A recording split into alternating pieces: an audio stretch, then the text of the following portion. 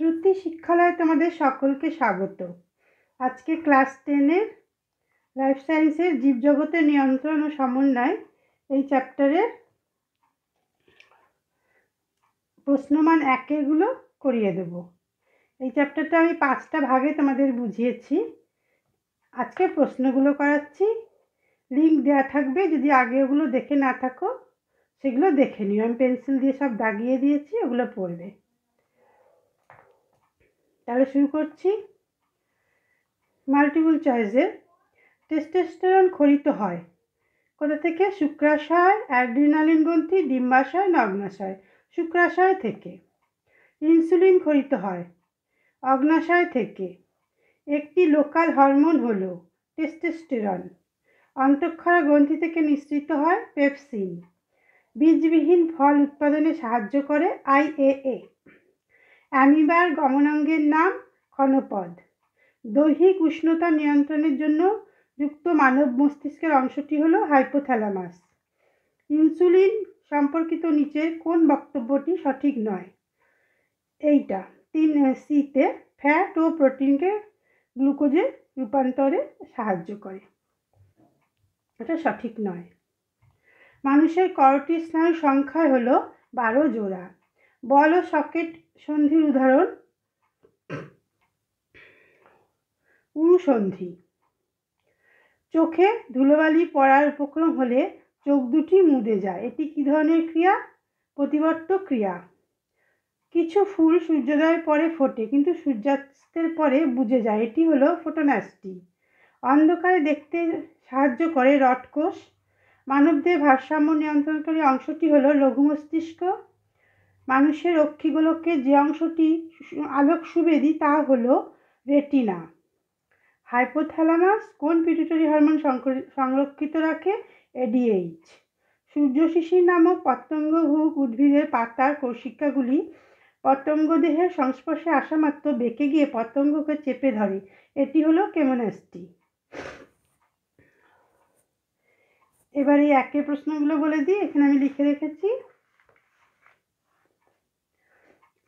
জীবের অঙ্গ প্রত্যঙ্গ সঞ্চালনকে কি বলে? চলন বলে।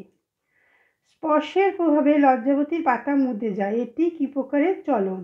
এটি সিসমোনাস্টি চলন। ট্যাকটিক চলনের একটি উদাহরণ দাও। ক্লামাইডোমোনাস ও ভলভক্সের চলন। কোন হরমোনের প্রভাবে আলোকবর্তী চলন হয়? অক্সিনের প্রভাবে। অভিকর্ষজ চলন উদ্ভিদের কোন অঙ্গে দেখা যায়? মূলে। বিসদৃষ্টি বেছে নাও। এখানে আছে TSH, ACTH, GTH, CSF। বিসদৃষ্টি হবে CSF। হরমোন শব্দটি কোন গ্রিক শব্দ থেকে এসেছে? হরমোন শব্দটি গ্রিক শব্দ হরমাও থেকে এসেছে, যার অর্থ জাগ্রত করা বা উত্তেজিত করা। অক্সিনের রাসায়নিক উপাদানগুলি কি কি? অক্সিনের রাসায়নিক উপাদান হলো কার্বন, হাইড্রোজেন, অক্সিজেন, নাইট্রোজেন। অক্সিনের প্রভাবে বীজবিহীন ফল উৎপাদনকে কি বলে? পার্থেনোকার্পি বলে। একটি নাইট্রোজেনবিহীন হরমোনের উদাহরণ। জিব্বেরেলিন। শাখা কলম সৃষ্টির জন্য কোন কৃত্রিম হরমোন দেওয়া হয়? শাখা কলম সৃষ্টির জন্য কৃত্রিম অক্সিন IAA, NAA দেওয়া হয়। প্রাণী হরমোনের উৎসস্থল কোথায়? প্রাণী হরমোনের উৎসস্থল অন্তঃক্ষরা গ্রন্থি। টেস্টোস্টেরন কোন গ্রন্থি থেকে নিঃসৃত হয়? জনন গ্রন্থি, শুক্রাশয় থেকে। একটি মিশ্র গ্রন্থির উদাহরণ। মিশ্র গ্রন্থির উদাহরণ হলো অগ্নাশয়। বৃক্কের ওপর কোন গ্রন্থি অবস্থিত? বৃক্কের ওপর অ্যাড্রিনাল গ্রন্থি অবস্থিত। ইনসুলিন কোন কোষ থেকে নিঃসৃত হয়? ইনসুলিন বিটা কোষ থেকে নিঃসৃত হয়। সোয়ান কোষ কোথায় থাকে? নিউরনের প্রবর্ধক অ্যাকশনের মেডুলারি আবরণ ও নিউরিলেমার অন্তর্বর্তী স্থানে সোয়ান কোষ থাকে। অক্ষিগোলকের লেন্স ও রেটিনার অন্তর্বর্তী প্রকোষ্ঠে অবস্থিত তরলটির নাম ভিট্রিয়াস হিউমার। তাহলে 1-এগুলো হয়ে গেল। এবার এখানে আছে শূন্যস্থান পূরণ। আচার্য জগদীশচন্দ্র বসু লজ্জাবতী এবং বনচারাল উদ্ভিদে বৈদ্যুতিক উদ্দীপনা পাঠিয়ে উদ্ভিদের ড্যাশ ধর্মটি প্রমাণ করেন। ড্যাশে হবে সংবেদনশীলতা। ড্যাশ হরমোনের প্রভাবে বিপদকালে ত্বকের লোম খাড়া হয়ে যায়। অ্যাড্রেনালিন হরমোনের প্রভাবে বিপদকালে ত্বক খাড়া হয়ে যায় লোম। এসিটিএইচ নিশ্চিত হয় ড্যাশ গ্রন্থি থেকে, পিটুইটারি গ্রন্থি থেকে। ড্যাশ স্নায়ুতন্ত্রের একক, নিউরন স্নায়ুতন্ত্রের একক। সত্য মিথ্যা। বহুমূত্র রোগে আক্রান্ত কোনো ব্যক্তির অত্যাধিক পরিমাণ লঘুমূত্র নির্গত হয়, এটা রাইট। ফ্ল্যাজেলা হলো প্যারামেসিয়ামের গমনাঙ্গ, এটা কাটা। দেহের ভারসাম্য নিয়ন্ত্রণ হবে, এটা নিয়ন্ত্রণ করে লঘু মস্তিষ্ক, এটা রাইট। টপিক চলন হলো উদ্ভিদের বৃদ্ধিজনিত চলন, এটাও রাইট।